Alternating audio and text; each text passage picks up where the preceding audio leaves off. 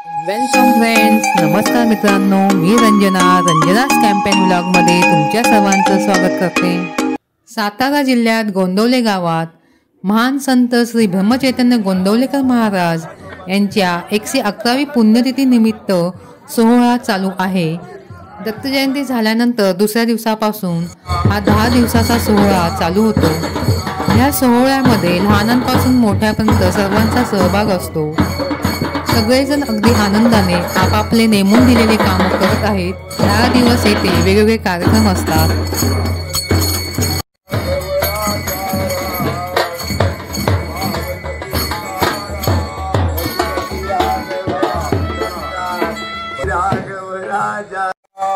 रघुपति राजा राम पतित पावन सीता रघुपति राघव राजा। अतिशय जागृत देवस्थान असलेलं हे जेथे श्रीराम स्वतः ब्रह्मचैतन्य महाराजांसाठी रडले अशी ही जागा, असे स्थान। या स्थानी श्री ब्रह्मचैतन्य महाराजांचा 111वी पुण्यतिथी सोहळा साजरा होत आहे। स्वतः देव ज्याच्यासाठी रडले असे हे महान संत, माझे परम सद्गुरू यांची पुण्यतिथी कशी साजरी करतात, कोणते कोणते कार्यक्रम असतात, 10 दिवसाचा आढावा काय असतो याबद्दल सविस्तर माहिती आपल्याला सांगत आहेत श्री हिरालाल काटकर काका। नमस्कार काका, आम्हाला संपूर्ण माहिती सांगा। नमस्कार, श्रीराम समर्थ।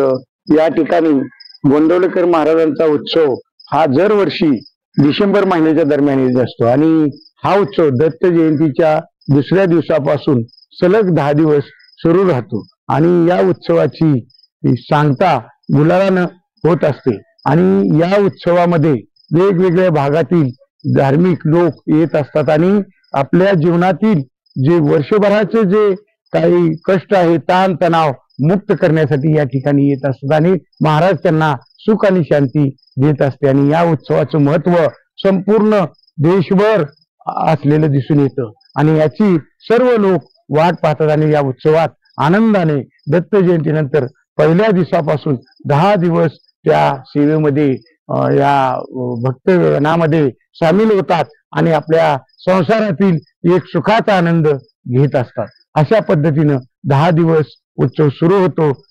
गोंदवलेकर महाराज यांचा उत्सव जो साजरा होतो त्याची सुरुवात पहिल्या दिवशी कोटीपूजन असते। कोटीपूजन याचा अर्थ जे आपल्याला 10 दिवस जे सामग्री वापरायची किंवा जे अन्नदान होत असतं किंवा जे साहित्याचा वापर 10 दिवस केला जातो त्याचं वेगवेगळ्या पद्धतीने पूजन केलं।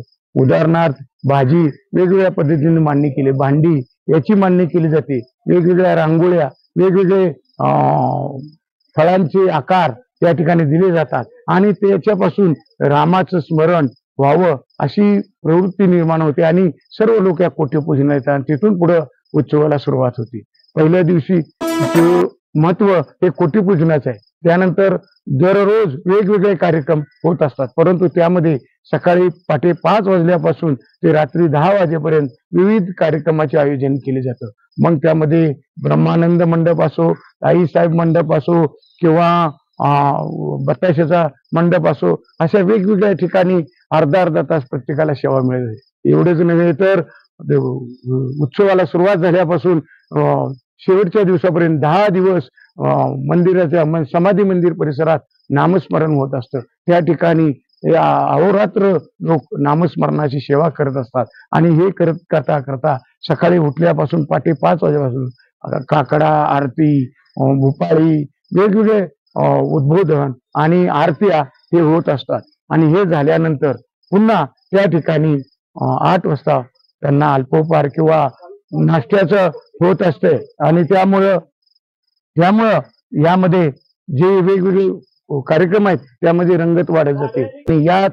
याच पद्धतीने हे कार्यक्रम होत असताना प्रथमतः 9च्या दरम्यान पालखीचा सोहळा सुरू होतो। पालखी बाहेर येते, बाहेर आल्यानंतर त्याचे पूजन झालं की पालखीला सुरुवात होती। पालखी प्रदक्षिणाला निघते 9 वाजता आणि 9 वाजता निघाल्यानंतर सर्वात पुढे आपले वाद्य असते, वेगवेगळ्या शाळांची मुलं आपले सांस्कृतिक दर्शन करत असतात। त्याच्या पाठीमागं पताका, घोडे, त्याचबरोबर त्याच्या मागं सनई चौघडा ते देखील वाद्य वाजत असतं. त्या पाठीमाग वेगवेगळ्या गावची, रोज वेगवेगळ्या गावची असणारी भजनी मंडळ ते आपापल्या पद्धतीनं नामस्मरण चैतन्य महाराजाचं गुणगान आपल्या भजनातून गात असतात. त्याच्या पाठीमाग देवटीवाले, आरतीच्या पाठीमाग पालखीला बरोबर असणारे सारथीच्या मागे असणाऱ्या आमच्या तुळशीवाल्या भगिनी अशा वेगवेगळ्या कळस घेऊन, तुळस घेऊन त्याची सेवा 3 तास ही पालखी सोहळ्यामध्ये सहभागी होत असतात. आणि हे करत करत पालखी हळूहळू नामस्मरण करत, भजन करत, वाद्याच्या सुमधुर आवाजात पालखी मंदिरातून बाहेर पडते. आणि बाहेर पडल्यानंतर पूर्व दिशेला म्हणजे गावाच्या मुख्य प्रवेशद्वारामध्ये आज घुसते. आणि आज जात असताना प्रथमतः आप्पा महाराजानंतर त्या ठिकाणी पुढे येताबा याचं दर्शन होतं, आप्पा महाराजाचं दर्शन होतं. त्यानंतर धाकटे राम मंदिर यामध्ये जाते. त्या ठिकाणी दत्त मंदिर झालं की गणपती मंदिर, खंडोबा मंदिर, सिद्धनाथ मंदिर, हनुमान मंदिर आणि थोरले राम मंदिर अशा पद्धतीनं ही पालखी निघत येते. वाटेत त्यांची वेगवेगळ्या पद्धतीनं स्वागत केलं जातं. भक्तजन वाटेमध्ये दर्शन करत असतात.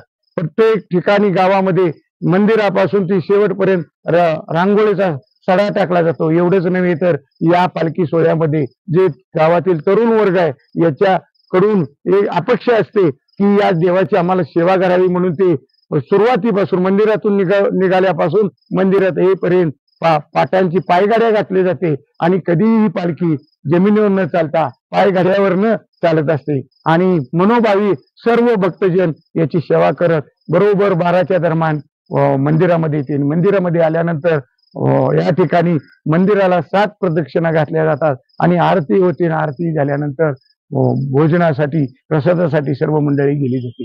दुपारी वेगवेगळ्या ठिकाणी भजन असते, कीर्तन असते, उद्बोधन असते आणि विशेष कार्यक्रम वेगवेगळे गायक, कलाकार येऊन ब्रह्मानंद मंडपामध्ये विशेष कार्यक्रम साजरे करतात. त्याचबरोबर संध्याकाळी वेगवेगळ्या ठिकाणी अर्धा पाऊण तास प्रत्येकाला जशी सेवा मिळेल अशा पद्धतीनं सेवा करण्याचा प्रयत्न करत असतात. व बालपणापासून ते वृद्धापर्यंत असे सर्व मंडळी या उत्सवामध्ये सहभागी होतात. आणि याचा लाभ जवळजवळ 10 दिवस सर्व लोक घेत असतात. आणि सगळ्यात शेवटी संध्याकाळी 8च्या दरम्यान आणि पुन्हा प्रसादाची सोय असते.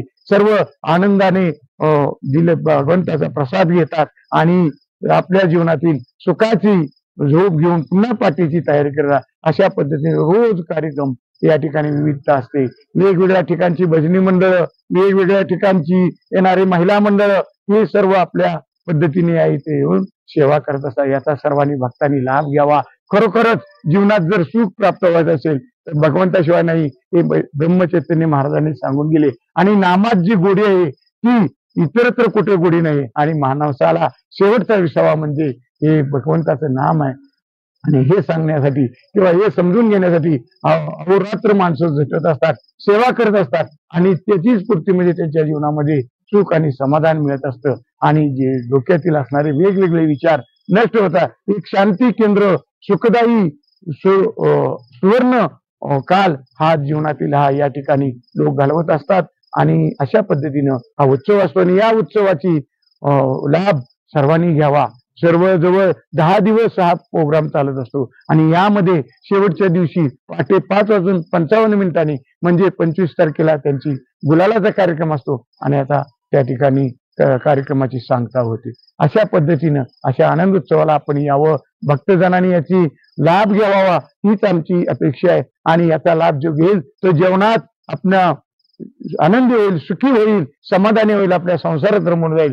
एवढंच नाही तर वेगवेगळ्या महिला रांगोळ्या काढतात, वेगवेगळे लोक आपापल्या शेतात पिकणारे अन्नधान्य आपापल्या परीनं दान करत असतात. आणि या ठिकाणी कुठेही कोण असं मागणार किंवा एखादं त्रास देणार असं सगळं सात्विक मनाची लोक या ठिकाणी येतात. प्रसाद घेताना, दर्शन घेताना सात्विक मनानं एका लाईनीमध्ये, कुठेही बंदोबस्ताची जरूर नाही, कुठेही काही करण्याची गरज नाही, शिस्तीची मनाची शिस्त लावणारे हे परमेश्वर चैतन्य महाराज आहेत. या ठिकाणी माणसात खरोखरच बदल होतो. किती जरी तो क्रूर असला तरी या ठिकाणी त्याच्या आपोआप मनामध्ये क्रूरता नष्ट होऊन एक शिस्तीची भावना तयार होते. अशा या परमेश्वराला माझा कोटी कोटी प्रणाम. आपणही या उत्सवाचा लाभ घ्यावा आणि या आपल्या जीवनातील सुखाचा सोहळा आपण अनुभवावा हीच विनंती. जय श्रीराम, जय श्री.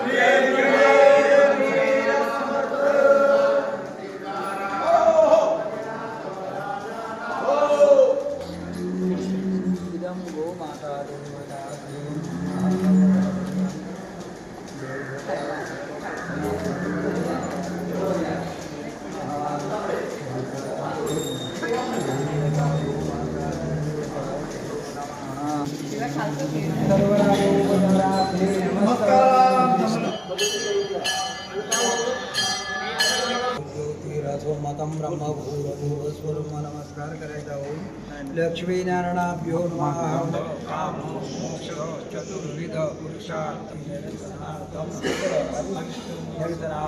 शुभफल प्राप्त्यर्थम आपण म्हणा मम इह जन्मनी नवामहे प्रियां नवामहे ओम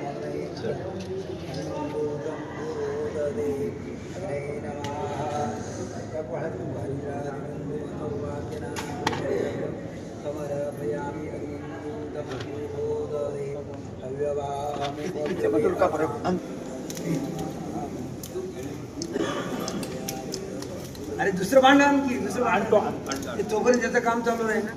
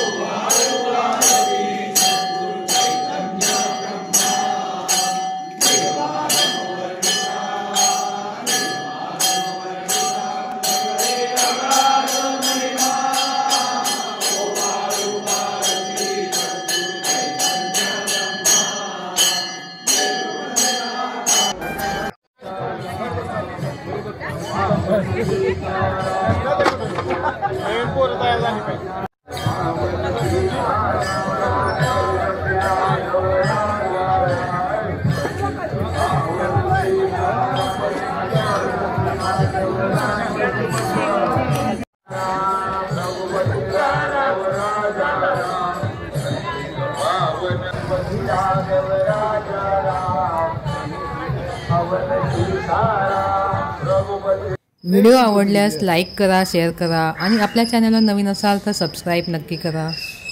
तसेच बेल आयकॉनला क्लिक करा म्हणजे माझ्या नवीन व्हिडिओचे नोटिफिकेशन मिळेल. थँक्यू. धन्यवाद मित्रांनो. श्रीराम जय राम जय जय राम.